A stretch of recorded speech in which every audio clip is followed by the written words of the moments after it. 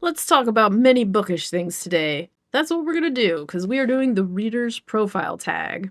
I saw this over on the BookBuds channel, and I thought it sounded pretty fun to do. This was originally created by Book Bustle, and I will link both their channels down below if you want to check them out. Alright, so first up, what for you makes a good book? So for me, I feel like it can be any number of things. Like, it's what keeps me coming back. Is it a page turner? Does the story just like immediately pull me in? Is there good humor to it? Is it something I'm in the mood to read? Am I looking for a vampire read? Am I looking for fantasy? Am I looking for horror?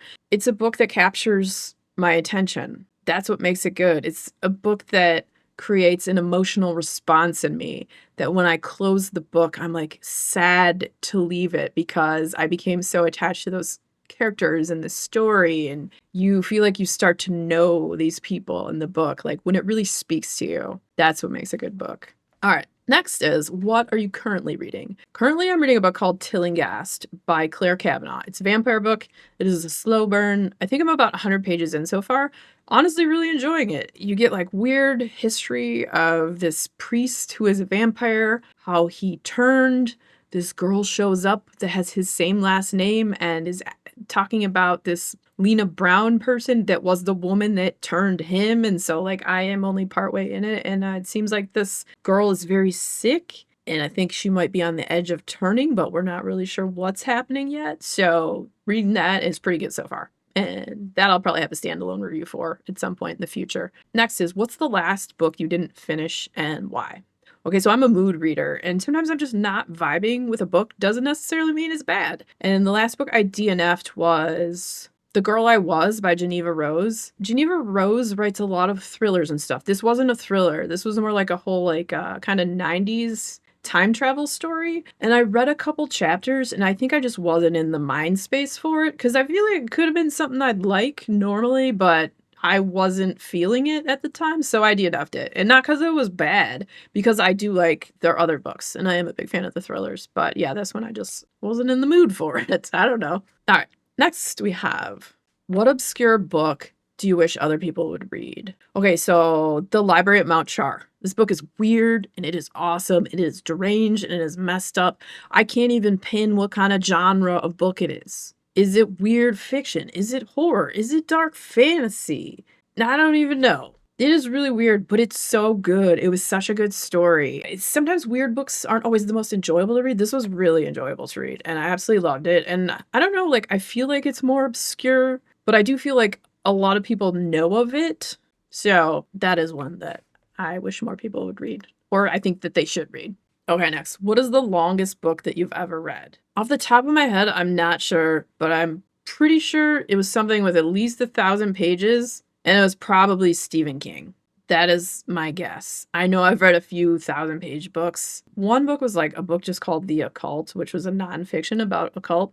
That might have not been 1,000 pages. That might have been closer to like 800 or 900, but I think probably a Stephen King book, most likely. Okay, next question is, if you could have a dinner party with 5 fictional characters, who would they be? Okay, and so I love the Dark Tower series. So I would choose the Gunslingers. I would choose Roland and Jake and Susanna and Eddie and Oi. And honestly, I'd probably be most excited to meet Oi, the Billy Bumbler, who always kind of in my brain imagined as like a raccoon tanuki dog looking thing. So that would be my fictional character dinner. Okay, next question is 5 books you want if stranded on a desert island. I do not do good with this question because I don't think I have a 5 in a fully formed answer. I know one of those books is definitely a Magica by Clive Barker. That has been one of my all-time favorite books for as long as I can frickin' remember. Next would be Voyage of the Dawn Treader by C.S. Lewis from the Narnia Chronicles. I have loved that book and reread that one more than any other of the Narnia books. That is my absolute favorite. Now, if I could say that the Dark Tower series, can I count that as one book? Because it's one story.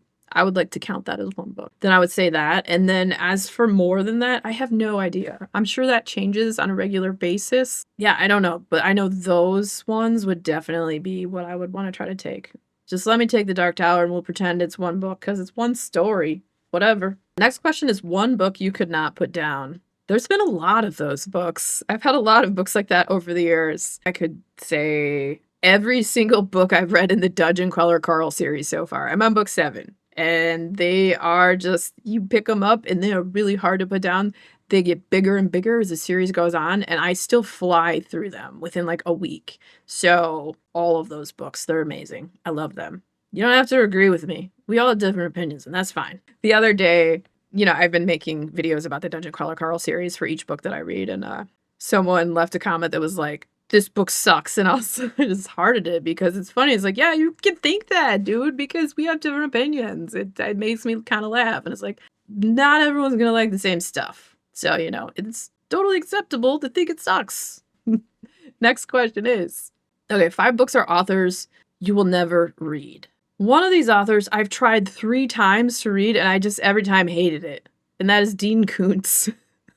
I'm sorry if you like Dean Koontz. I've tried 3 different recommended books to me to read, and every time I'm like, I just don't vibe with Dean Koontz's writing. I don't like it. I'm not ever gonna pick up another Dean Koontz book again to try. I've tried 3 times. That was enough.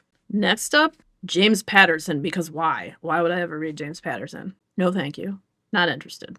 And anything, J.D. Vance writes. I'm not gonna read that either. Gross. Get him out of here. That's currently all I can think of off the top of my head. I'm sure there's more, but that's just like what's coming to mind right now. Next we have, if you were to write a book, what would it be about?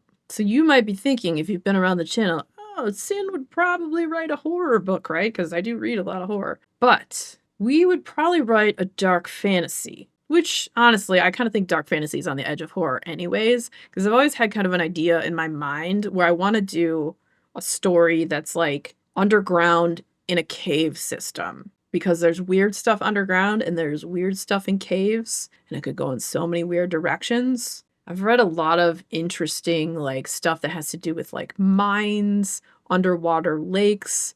There's certain areas where you're way down in a cave, but also there's like, I don't know, 100, 200 feet up, there's like an opening where sunshine's still coming down, but like you couldn't climb down from there if you wanted to because it's just like weird cracks, and then you have strange plant life growing under there too. And I feel like there's a lot you could do with that story.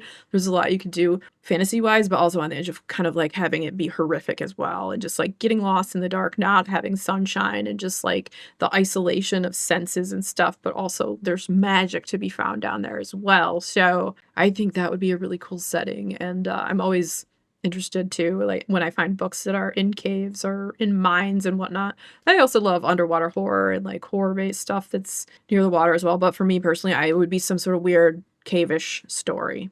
Yeah, so now is the part of the video where I'm supposed to tag people, but I'm always weird about that because, I don't know, like people are busy, life is busy, and I don't want people to feel any obligation like they have to do this. So if you did enjoy this and think that you might like to do it, consider yourself tagged. Tag questions will be down in the description, and if you enjoyed hanging out today, hit that subscribe button, come back, see me again, and we'll talk about more bookish things and weird stuff.